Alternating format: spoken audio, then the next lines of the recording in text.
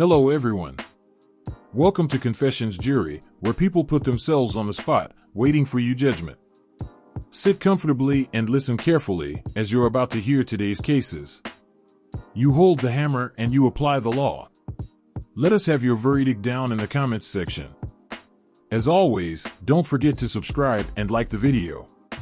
Let's head on to our first case. Case 1. Am I the bad person for losing interest in a girl who slept with someone else while we dated? I, 21M, met this girl, 21F Jane, about 6 months ago, and we connected over mutual interests. Conversations were flowing really well and even shared some friends, so it was pretty easy to find time to hang out in groups. Eventually, I work up the courage to ask her out and she accepts. Our dates went along very nicely, so of course we keep going out for 4 months now, about 12 proper dates and meeting each other whenever our friends meet up / going over to each other's apartments to hang out.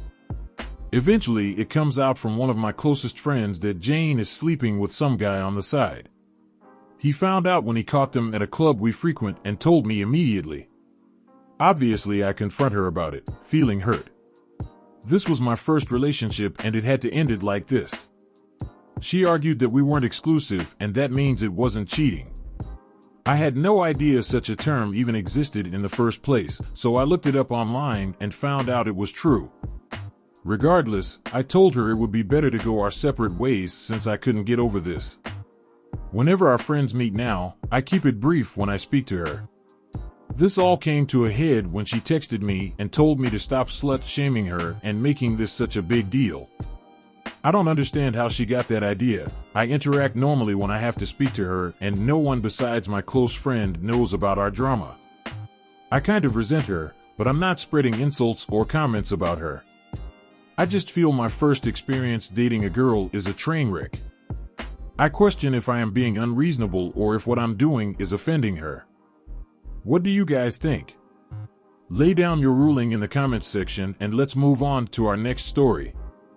Case 2. Am I the bad person for asking my husband to prioritize our family tradition over his new friendship? My husband, 35M, and I, 32F, have a very small but meaningful tradition we started the first year we got married. It's nothing major, but it's important to me. Every November, on the weekend before Thanksgiving, we take a day trip to this lakeside town about an hour away. We spend the day walking, talking, and picking out a new ornament for our Christmas tree, something that's meaningful to our year. It's just one day, but it's one of those things that makes the holiday season special for us. My husband recently became great friends with a guy from his gym. They hit it off quickly, and I think it's great because my husband doesn't make new friends easily. He seems like a genuinely nice person and shares a lot of his interests, like hiking and gaming, and I know it's refreshing for my husband to have someone he clicks with so well. Here's the issue. My husband's friend invited him to go on a weekend trip for the exact same weekend as our tradition.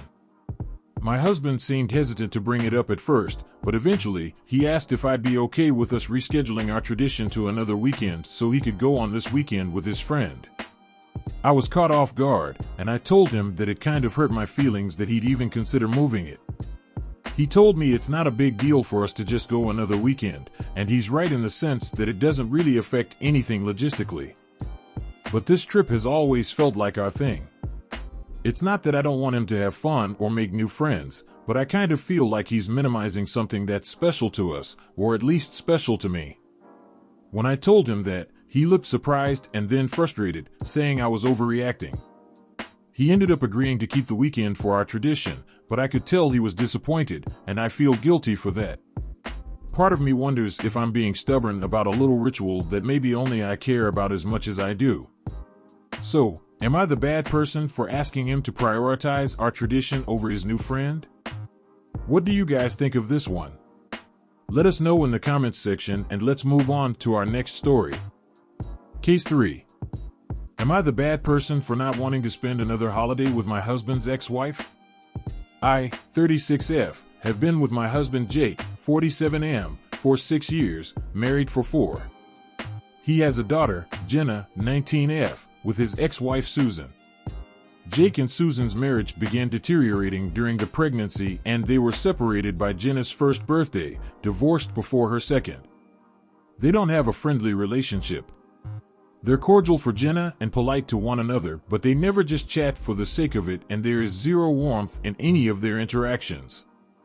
Despite this, they both agreed that they never wanted their daughter to have to choose between them for the big holidays, and so they've been spending every Thanksgiving and Christmas together for the last 19 years, with me joining the last 4.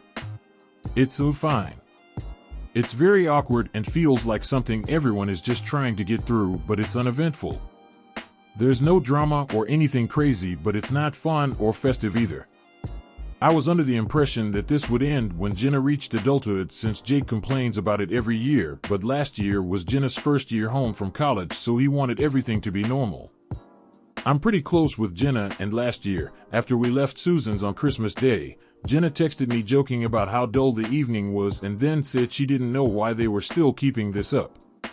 And I was like, please tell your dad, because he's going to insist on it for your sake until you do. And she said she would, and we started talking about other things, and it didn't come up again until this year. Jenna's spending Thanksgiving with her new friend's family this year, so luckily it's just the one holiday to deal with this year. We were texting last month while she was starting to make plans to come home for Christmas, and brought up how she wasn't looking forward to another Christmas, and I encouraged her again to tell her dad how she felt. She brought it up with both of her parents and said she would do Christmas Eve with one and Christmas with the other. Great.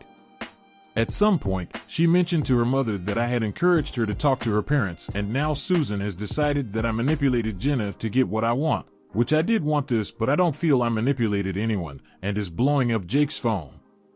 This is the most they've spoken in years, and Jake is not quite, but almost agreeing with her, i.e., well, I know how you didn't like going, maybe Jenna was just reading how you felt, which makes me feel like I'm going crazy. But I just feel weird and guilty now, and I need some outside opinions. Can't wrap my head around that story. What do you think? Who is in the wrong there? Let us know down in the comments section, and let's move on to our last case. Case 4. Am I the bad person for not wanting a closer relationship with my deadbeat father's family or the children he had after me? My deadbeat father died 11 months ago. I, 18M, only met him one time in my life. I was 8 and he showed up at our house yelling and cussing at my mom and calling her all kinds of demeaning names because she continued going after him for child support. When he saw me, he told me he wished he'd forced mom to abort me and he was tired of paying for his mistake. Of course, this wasn't a great first and only meeting, but it left a lasting impression on me. Should I also mention he stayed with my mom throughout the whole pregnancy and only left her once she went into labor with me? Or how about the fact he admitted that day that he stayed because the sex was good and he wanted to make the most of pregnancy sex? Yeah, that's not the kind of stuff you want to hear from the guy who created you. My father's family were not all that present in my life growing up. There were some moments when they'd show up and it was essentially to make themselves look like involved family members who didn't turn their backs on me because their son/brother didn't want to know. But that was very infrequent. Even cousins would ignore me or pretend not to know who I was most of the time. I accepted this. For a while as a young kid it stung, but that's life sometimes, and we don't always get a good deal out of biological people. So this wonderful guy is dead now. Got notified by his older sister and his father in the days after. Apparently he had gotten married to someone and had 2, or maybe 3, kids with her. I'm not sure on the number of kids. All I know is they're under 6 years old per my deadbeat's mother.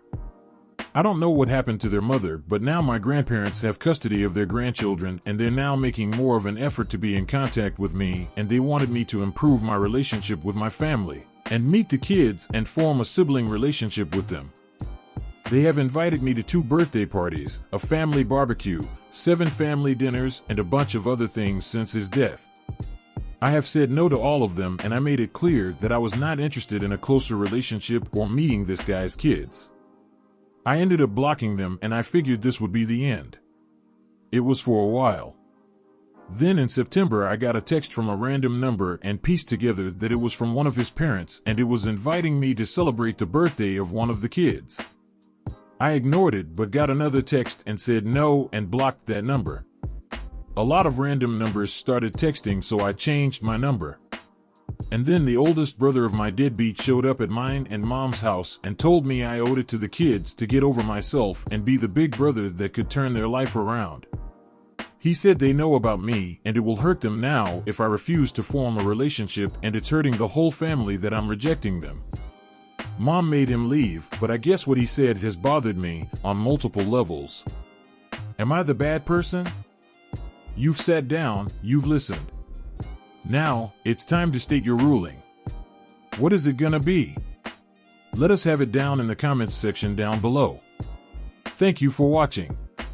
Please like this video if you enjoyed it and subscribe for more cases like these. In life, we may run, but we can never hide from true justice. Stay safe, everyone.